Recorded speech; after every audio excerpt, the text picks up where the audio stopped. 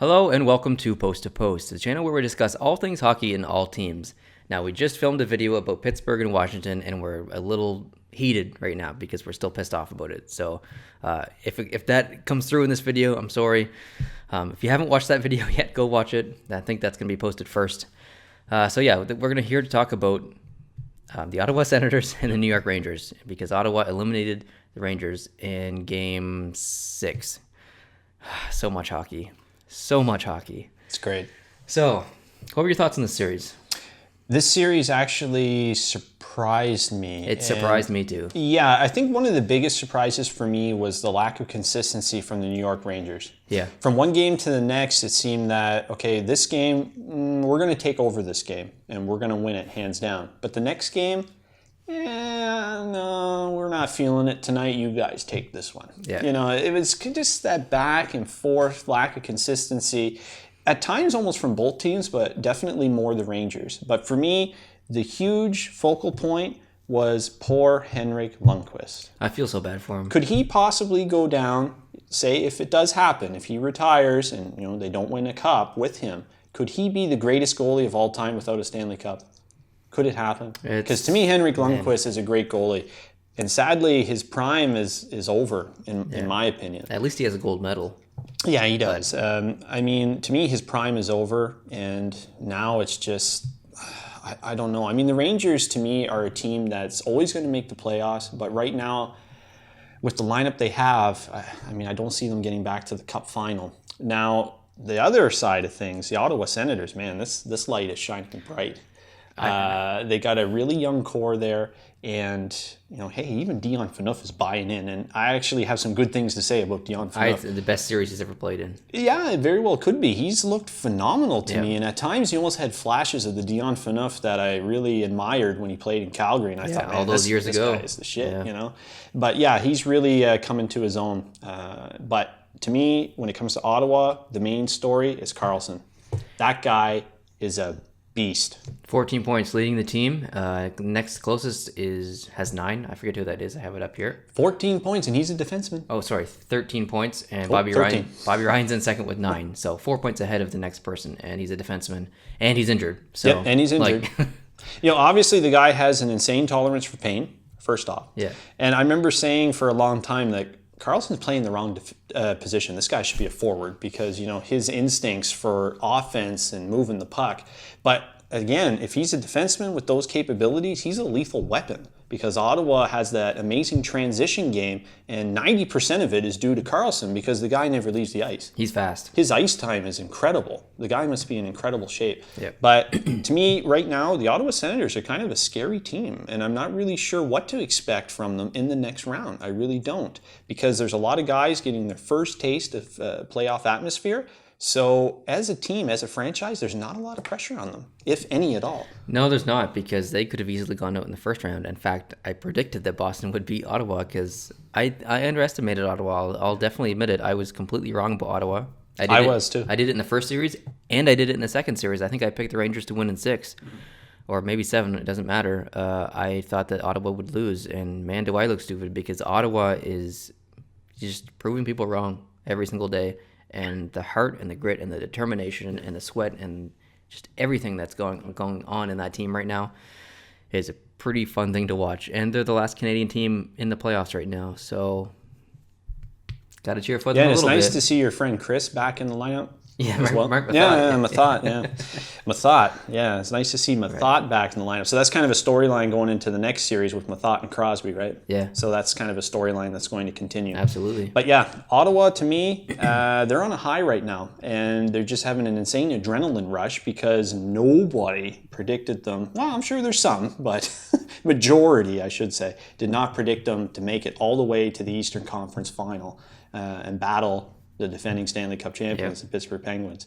So going into the offseason for the New York Rangers, to me, there's a lot of question marks here because Henrik Lundqvist, to me, I would put him in the top 5 for best goalies in the NHL right now. Yeah, same here. They have a solid netminder, but the Rangers lack, in my opinion, a little more speed, a little more youth, and a little more grit in their lineup. Because I said in a previous video that Tanner Glass should have never been taken out of their lineup. And then all of a sudden they bring him back in their lineup in the playoffs, and the guy had an immediate impact. Guys like that will win you Stanley Cups. And to me, Tanner Glass should be full-time in the Rangers lineup. Well, look what he did in Game 1 versus Montreal in the first round. He scored a goal within the first 10 minutes. Yep. Like, Tanner Glass. how can Tanner Glass score a goal in the first 10 minutes? Like, I know Tanner a lot Glass. about Like, him that's not because his role, and he did it. And he's a crucial guy to have. He is. I agree. Yeah, he's a clutch guy, and he's a two-way player. He'll stick up for his club, drop the gloves, he'll fight you, he'll hit. The guy does everything. He's one of those full-rounded players that you could put in any scenario. To me, he's even good enough. I'd put him out there for power play minutes. Maybe not on the top unit, but on the second. He'll kill penalties. I mean, the guy does it all. And that's a guy that the Rangers needed in their lineup all year. But, it's all hindsight now. I'm just so glad they had him in there for the playoffs. But there's a lot of question marks for the Rangers because they peaked. They went all the way to the Cup final not very long ago. What was it, 3 years ago, 4 years ago?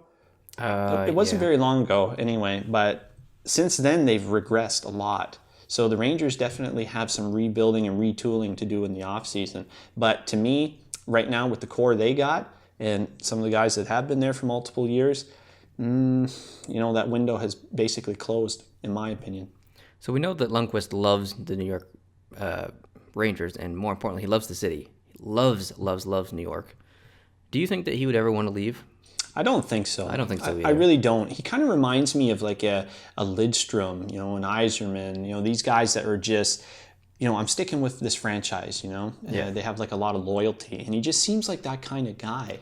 Is loyalty more important than a chance to win a cup? Could he be in a scenario like Ray Bourque when he finally got to hoist the cup, go to the team that has the best chance and, fingers crossed, toes crossed, and hope for that opportunity to win the cup?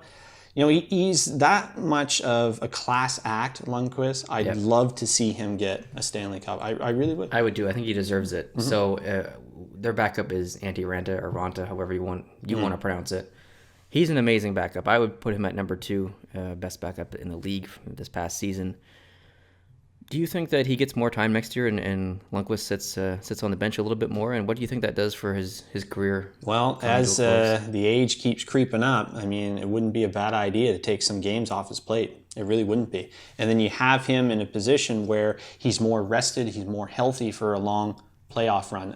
But I'm not saying that as to say, well, he obviously had issues in the playoffs. He was exhausted. He had an injury. There's been no reports of that whatsoever. I just think, unfortunately, the Rangers as a whole, they just lean on Lundqvist a little too much. I think so too. And I really believe that. One of the things that I said when we did the original prediction videos for all the series between Montreal and the Rangers, I said, I don't really know how to predict this series because I don't know what Rangers team is going to show up. And that was the case in the Montreal series, and that was the case in the Ottawa series. You just didn't know from game to game what Rangers team was going to play. And when the Rangers came to play, it was a scary team because they could shut you down. Mm-hmm. And fortunately, they just couldn't do it against Ottawa more times than a few. So. Ultimately, that's what failed them. The Rangers did not have a consistent game on the ice all 6 games. They just didn't have it. Yeah, and that's not taking anything away from Ottawa. What Ottawa has done is incredible.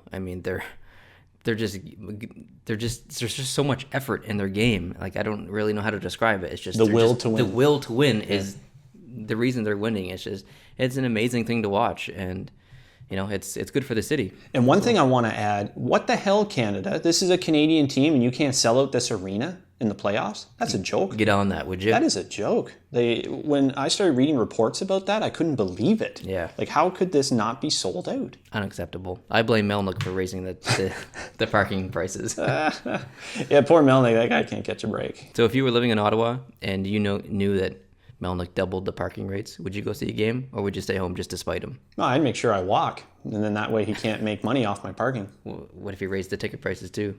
Like, so much that it's a playoff game. It's hard to say no. See, they raise prices. They know people are going to pay it when it comes to playoff games. Yeah. A lot of people say that parking, arena location, these are big reasons why they don't go to Senators games. But man, I really hate stuff like that because this is a playoff atmosphere like no other. Because to me, if you have a Canadian team that's in the playoffs, look at in Edmonton, those crowds. That was incredible. Oh, yeah. Heck, even the Bell Center, Montreal in the first round, incredible.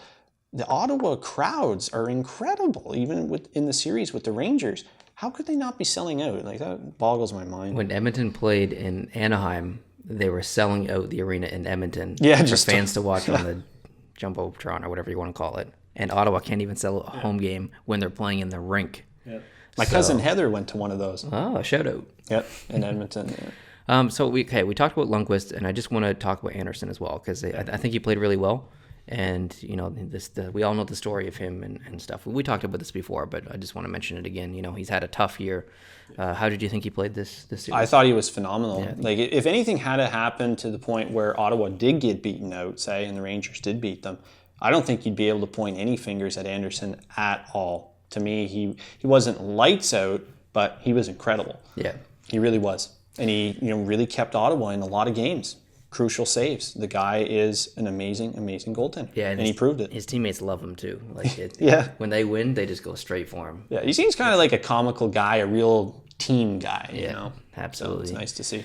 All right, any closing thoughts on this series? Or I think we pretty much talked about No, not everything. really. But I think the biggest highlight for me was the lack of consistency from the Rangers. Yeah. I really thought the Rangers were going to move on here. I really did. But hey, Ottawa really surprised me. And surprises in the playoffs this year are a real big storyline for me. I don't understand. There's been a lot of them. And this was one of them for me. Predicting and I'm these happy to playoffs? see Ottawa move on. Yeah. I really am. So. Predicting these playoffs is impossible. I don't like. There's so many things that have happened that shouldn't have happened, but that's the way it goes. So I just want to close this by saying there's a guy who has commented quite frequently on the channel. It's the Nico guy, the mobster name. Nico. So Yes. he's a Rangers fan. So if you're watching this, here's a lesson. Don't comment and talk about your team going to win the cup and all this stuff, because that's a bad omen. The karma's going to come back and bite you. So hopefully that's a lesson learned for you, because now your team's out of the playoffs and you look a little silly. Otherwise, so we'll just leave it at that. Sorry to make fun of you, but I'm allowed to. This is my channel. Or this is our channel. Whatever. Too bad. All right, so that wraps up this video on the Ottawa Senators and the New York Rangers. All the links down below in the description for our podcast, social media, everything. Go follow us on all those platforms. If you listen to the podcast on iTunes, make sure you rate us, good or bad. I mean, tell us how you feel. We definitely want to know. Let us know down in the comments how you felt about this series that just got over between the Ottawa Senators and the New York Rangers. This is your first video on Post to Post. We hope you hit the subscribe button. If you like this video, hit the like button, and we'll see you in the next one. Adios.